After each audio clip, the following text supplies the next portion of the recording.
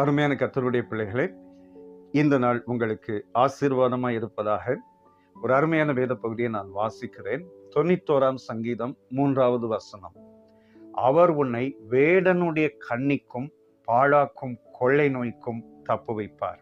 இந்த காலை நேரத்திலே இந்த வசனம் உங்கள் வாழ்க்கையிலே நிறைவேறுவதாக. வேடன் எப்படி கண்ணி வைப்பான்? சில இடங்களிலே மறைவாய் கண்ணி வைத்து பறவைகளும் மிருகங்களும் மாட்டிக்கொள்ளும்படி செய்வார். சில இடங்களிலே கண்ணி வைத்து அதற்கு முன்பாக ஏதாகிலும் ஒரு பொருளையோ இறையையோ வைத்து விடுவார். அதை எடுக்க போய் அதை தேடி போய் கடைசியிலே அந்த பொறிக்குள் கண்ணிக்குள் மாட்டிக்கொள்ளும். அதே போல பிசாசு இன்னைக்கு அநேக தேவ பிள்ளைகளின் வாழ்க்கையிலே அவன் எப்ப அவனுடைய பேரு கெட்டு போகும், அவன் எப்ப மாட்டுவான்னு சொல்லி பிசாசு பல கோணங்களிலே கிரியை செய்து கொண்டிருக்கிறார்.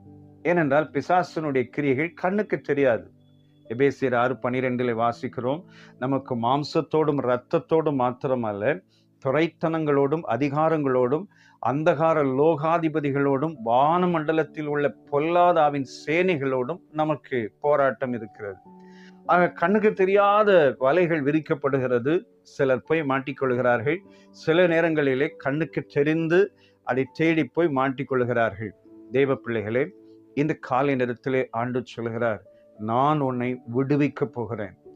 நீ உன்னுடைய வாழ்க்கையை என்னுடைய மறைவிலே, என்னுடைய அடைக்கலத்துக்குள்ளே நீ கொண்டு வா. நிச்சயமாய் உன்னுடைய பெயர் கெட்டு போகாதபடிக்கு நான் உன்னை காப்பாற்றுவேன். அருமையான கர்த்தருடைய பிள்ளைகளே, சங்கீதக்காரன் சொல்லும்போது 124ஆம் சங்கீதத்திலே 7வது வசனத்திலே, வேடனுடைய கண்ணிக்கு தப்பின குருவியை போல என் ஆத்துமா தப்பிற்று, கண்ணி தெரித்தது, நாம் தப்பினோம் என்று சொல்லுவார். அதே போல உங்கள் வாழ்க்கையில ஏதோ ஒரு கண்ணி பிசாசு வைக்கலாம்.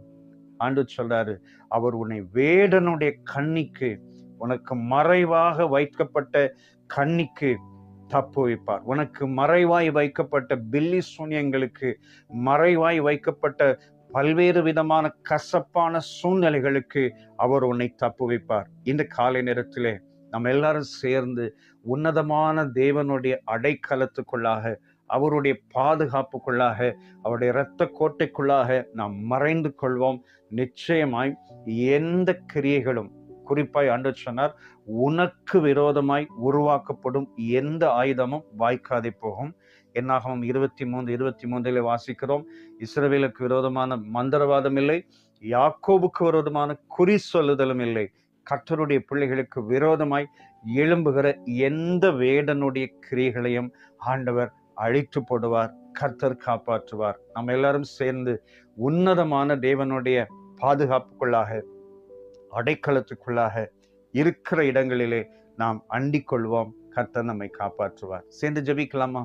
வல்லமை உள்ள பிதாவே, நல்ல தேவனே, இந்த காலை நேரத்திலே ஆண்டவரே, உம்முடைய பிள்ளைகளுக்கு விரோதமாய் வெளிப்பிரகாரமாக, மறைமுகமாக ஆண்டவரை பல்வேறு கோணங்களிலே ஆண்டவரை உலக மக்களும் பிசாசுகளும் வைக்கிற கண்ணிகள் ஏராளம். அதில் ஒன்றிலும் என் அன்பான சகோதர சகோதரிகள் அகப்பட்டு கொள்ளாதபடிக்கு, மாட்டிக்கொள்ளாதபடிக்கு இந்த காலை நேரத்திலே அவர்களை காப்பாற்றுவீராக. அவர்கள் உன்னதமான உம்முடைய அடைக்கலத்துக்குள்ளே, உம்முடைய உள்ளங்கையில், உம்முடைய பாதுகாப்பில் இருக்கிறார்கள். அப்பா, நீர் மறைத்து பாதுகாத்து ஆசீர்வதியும். இயேசு இரட்சகர் நாமத்தில் வேண்டிக் கொள்கிறோம் பிதாவே. ஆமென், ஆமென். God bless you. Amen.